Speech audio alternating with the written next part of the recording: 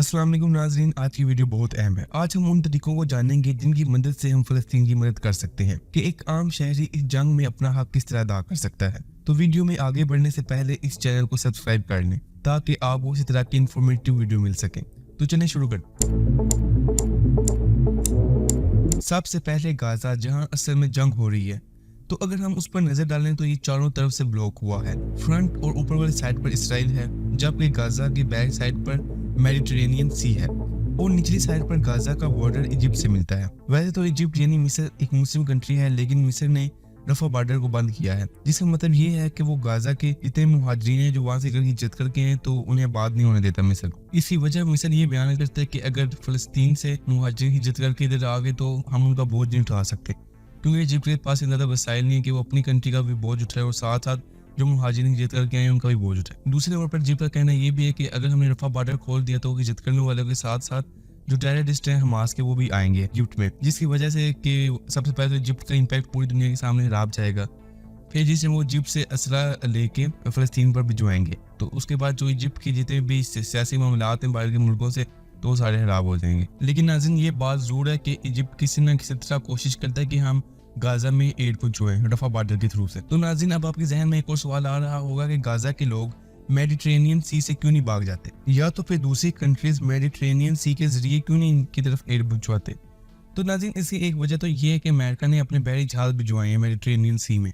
देखिए नाज़रीन, पहले तो सिर्फ और सिर्फ ये खौफ था कि जो इसराइली कश्तियाँ हैं, इसराइली सबमरीनें, ये नुकसान पहुंचा देंगे गाजा वाले लोगों को। लेकिन अब बात तो यहाँ तक पहुंच गई है कि अमेरिका ने भी अपने बड़े बड़े बहरी जहाज भेजे हैं इसराइली मदद के लिए। अभी जो 4-5 बहरी जहाज है ना, ये मेडिटेरेनियन सी के पास खड़े हुए हैं। वैसे तो ये जो बहरी जहाज अमेरिका के खड़े हुए हैं, अभी तक इन्होंने गाजा को कोई नुकसान नहीं पहुंचाया। लेकिन देखिए, असल में इनका मकसद ये है कि हम दूसरे मुल्कों पर प्रेशर डालें जो फ़लस्तीन की मदद करें।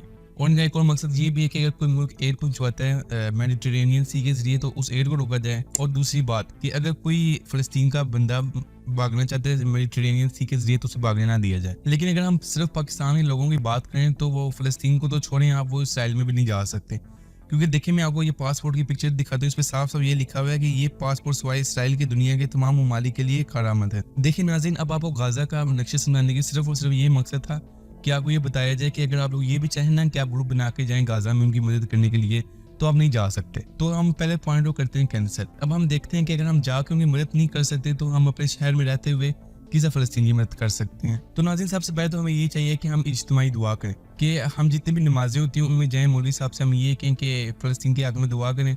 तो इस सिस्टम में हम इज्तिमाई दुआ करें तो अल्लाह ताला हमारी ज़रूर मदद करेंगे। उसके बाद हम पर अब क्या फ़र्ज़ है कि हमने क्या करना है। तो देखिए, जिस तरह यहूदियों ने फ़लस्तीन की जगह कमज़ोर की, उसके बाद उन पर कब्जा किया, तो इस तरह हमें ये चाहिए कि हम इसराइल की फाइनेंशियल तौर पर नुकसान करें उनका। तो हमें ये करना है कि इसराइल के जितने भी प्रोडक्ट्स हैं ना, उनका बायकॉट करना है। तो अब आपका सवाल ये होगा कि हम किन किन प्रोडक्ट्स को बायकॉट करें।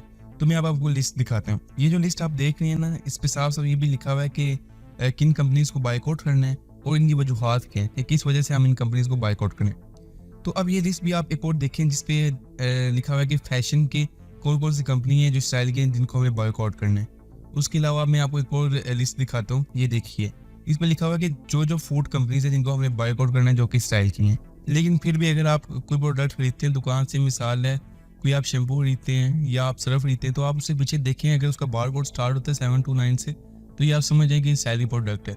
उसके अलावा आप प्रोडक्ट के पीछे देख भी सकते हैं, अगर मेड इन इसराइल लिखा हो तो फिर पता चल जाएगा आपको आपके आपने वो प्रोडक्ट नहीं खरीदनी। तो मुझे आज समझ तो ये बात आती है कि इन प्रोडक्ट को छोड़ना हमारे लिए बहुत मुश्किल है, क्योंकि ये हमारी ज़िंदगी के अंदर तक घुस चुकी हैं। तो हम इनको छोड़ना मुश्किल है, लेकिन हम कोशिश ज़रूर कर सकते हैं।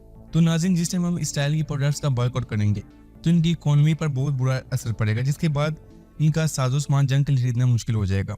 तो नाज़रीन, अब जो तीसरा काम मैं आपको बताने जा रहा हूँ ना, ये तो आपने करना है, ये समझ लें आप पर लाजिम है। और वो काम ये है कि सोशल मीडिया पर आप कोई भी अकाउंट है, मसलन ये फेसबुक का अकाउंट हो गया, यूट्यूब का चैनल हो गया या इंस्टाग्राम का अकाउंट हो गया, और भी जितने भी प्लेटफॉर्म है सोशल मीडिया पर, तो आपने उन सब पर फ़लस्तीन के हक़ पर पोस्ट लगानी है। और नाज़रीन, जहाँ तक हो सके आपने अपनी आवाज़ बुलंद करनी है और सब लोगों तक ये पैगाम पहुँचाना है कि आप इसराइल की प्रोडक्ट्स का बॉयकॉट करें।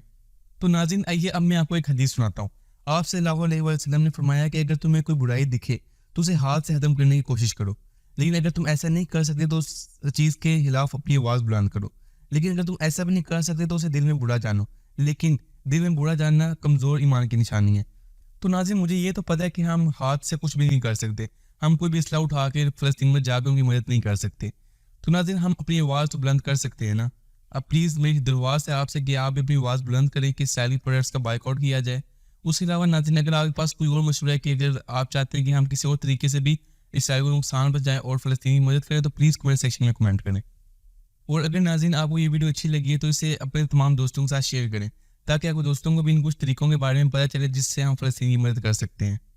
वैसे तो नाज़रीन, इससे पहले भी मैंने एक वीडियो बनाई है जिसमें मैंने ये डिटेल से बताया है कि यहूदी फ़लस्तीन के पीछे क्यों लगे हुए हैं और इनका असल हदफ क्या है, तो आप इधर क्लिक करके देख सकते हैं। तो नाज़रीन, मैं उम्मीद करता हूँ कि आप इन तरीकों पर अमल करके फ़लस्तीन की मदद ज़रूर करेंगे। तो नाज़रीन, आज के लिए इतना ही। दुआओं में याद रखिएगा। खुदा हाफिज़।